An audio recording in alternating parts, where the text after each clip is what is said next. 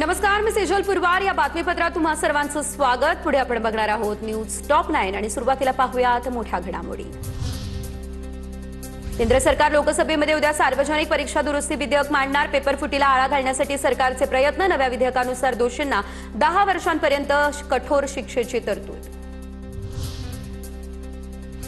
केंद्र सरकार लोकसभेमध्ये उद्या सार्वजनिक परीक्षा दुरुस्ती विधेयक मांडणार. आम्ही संसदेतही कठोर कायदा आणणार. हाय टास्क फोर्स स्थापित केलं जाईल. पंतप्रधान मोदींची ही माहिती. धर्मेंद्र प्रधान यांच्या राजीनाम्यानंतर मुंबईमध्ये ठाकरे बंधूंची जल्लोष सभा. शिवाजी पार्क परिसरात मोठ्या संख्येने तरुणाईची गर्दी. जोरदार घोषणाबाजी.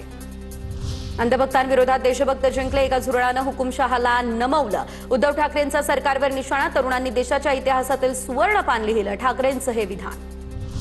देशात संघर्षाची सुरुवात झाली आहे. भाजप विरुद्ध भारत असा संघर्ष सुरू. मोदींनी आता तरी देशाकडे लक्ष द्यावं. उद्धव ठाकरे यांचा हा निशाणा. उद्धव ठाकरेंकडून गडकरींचा खड्डे मंत्री उल्लेख. गडकरी इथेनॉलवरती बोलतात. हा पुढचा विषय नक्की आहे. ठाकरेंचा निशाणा. तर आता गडकरींचा राजीनामा झाला पाहिजे. हर्षवर्धन सपकाळ यांची ही मागणी. जैनसीने सरकारच्या चिंचा उपटल्या. जल्लोष सभेमध्ये राज ठाकरेंकडून पुनरुच्चार. नीट पेपर फुटीनंतर आत्महत्या केलेल्या विद्यार्थ्यांची आठवण जागवत 1 मिनिटाचं मौन धरत श्रद्धांजली वाहिली. त्यांना सेलिब्रेशनसाठी काहीतरी कारण मिळालं. जल्लोष सभेवरून मुख्यमंत्री फडणवीसांचा उद्धव ठाकरेंवर निशाणा. तरुणाईला भेडसावणाऱ्या प्रश्नांवरती मोदींनी संवेदनशीलता दाखवून निर्णय घेतले, अशी देखील दिली प्रतिक्रिया. विद्यार्थ्यांचं आंदोलन हे नॉन पॉलिटिकल होतं, मात्र काही लोकांनी ते पॉलिटिकल करून टाकलं. बेगानी शादी में अब्दुल्ला दिवाना. तिरंगा रॅलीवरून उपमुख्यमंत्री शिंदेंचा ठाकरे बंधूंना हटवला.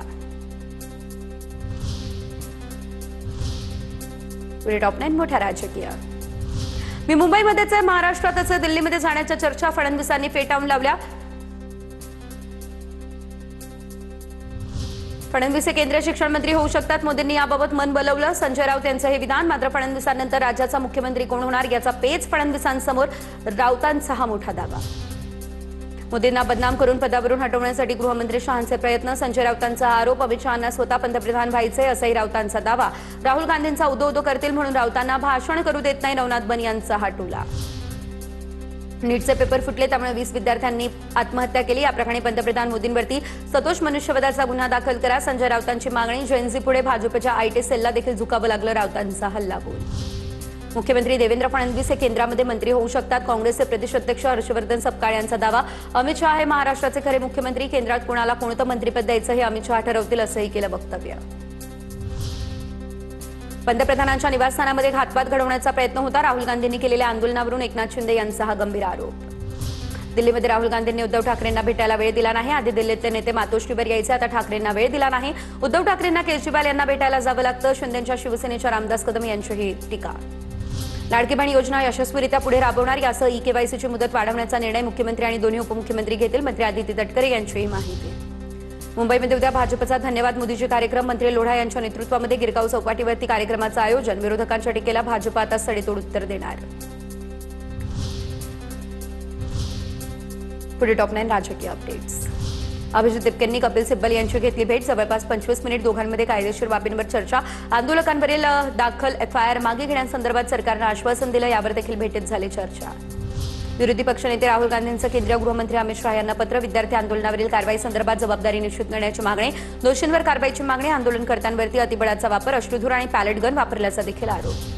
प्रल्हाद जोशींनी स्वीकारला शिक्षण खात्याचा पदभार. प्रधानांच्या राजीनाम्यानंतर जोशींकडे शिक्षण खात्याची आता अतिरिक्त जबाबदारी. प्रल्हाद जोशींनी केंद्रीय गृहमंत्री अमित शहा यांची भेट घेतली. उद्याच्या विधेयकाच्या पार्श्वभूमीवरती सरकारच्या भूमिकेवरती होणार चर्चा. नव्या शिक्षण मंत्र्यांना नीट म्हणजे काय हे विचारा. नवे शिक्षण मंत्री म्हणजे कालचा गोंधळ बरा होता म्हणण्याची वेळ. नवे केंद्रीय शिक्षण मंत्री प्रल्हाद जोशींवर राऊतांची ही टीका. सत्ताधारी पक्ष शिवसेनेचे मंत्री संजय शिरसाट यांनी अभिजित दिपके यांच्या आईवडिलांची घेतली भेट. पालकमंत्री म्हणून भेट घेतल्याची माहिती. माझ्या मतदारसंघातील मुलानं क्रांती घडवली. शिरसाटांचं भुवया उंचावणारं हे वक्तव्य.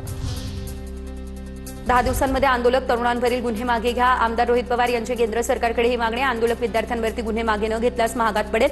रोहित पवार यांचा हा इशारा. उपमुख्यमंत्री एकनाथ शिंदे उद्या राज्याचे मुख्यमंत्री होणार. शिर्डीचे खासदार भाऊसाहेब वागचौरेंचं हे मोठं विधान. ठाण्यातील वाहतूक सुधारणा प्रकल्पांच्या भूमिपूजन कार्यक्रमात एकनाथ शिंदेंकडून वरळीविषयी सूचक विधान.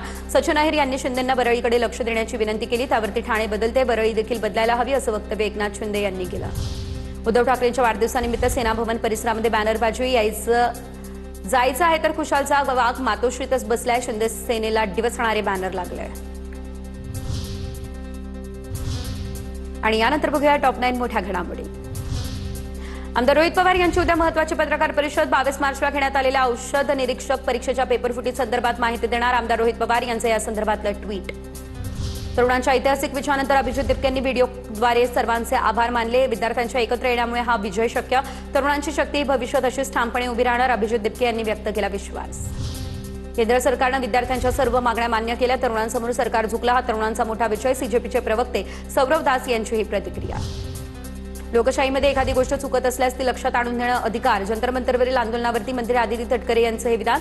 विद्यार्थ्यांच्या मागण्या सरकार सकारात्मक पद्धतीने सोडवेल, आदिती तटकरे यांची ही प्रतिक्रिया समोर। मनसेचे नेते संदीप देशपांडे यांच्या टी शर्टवरील मोदींवरील टीकेच्या मजकुराची चर्चा। मोदी हे हिटलर की झुटलर असे अनेक प्रश्न टी शर्टवरून उपस्थित। भाजपला जळगावमध्ये मोठा धक्का। अमनेर शहरामध्ये श्याम पाटील यांचा तडकाफडकी राजीनामा। दिल्लीतील विद्यार्थ्यांचं आंदोलन हिंसेने दडपण्याचा प्रयत्न आणि पक्षाच्या धोरणांवरती नाराज होऊन श्याम पाटील यांनी राजीनामा दिला। लवकरच पुढची राजकीय भूमिका स्पष्ट करणार अशी श्याम पाटील यांची ही प्रतिक्रिया। मराठा आरक्षणाचे बरेच प्रश्न हे मार्गी लागले, त्यामुळे त्याची आता फारशी तीव्रता राहिलेली नाही। मराठा आरक्षणावरती राधाकृष्ण विखे यांची प्रतिक्रिया। सातारा आणि कोल्हापूर गॅझेटबाबत सरकार गंभीर, विखे पाटलांची ही प्रतिक्रिया समोर।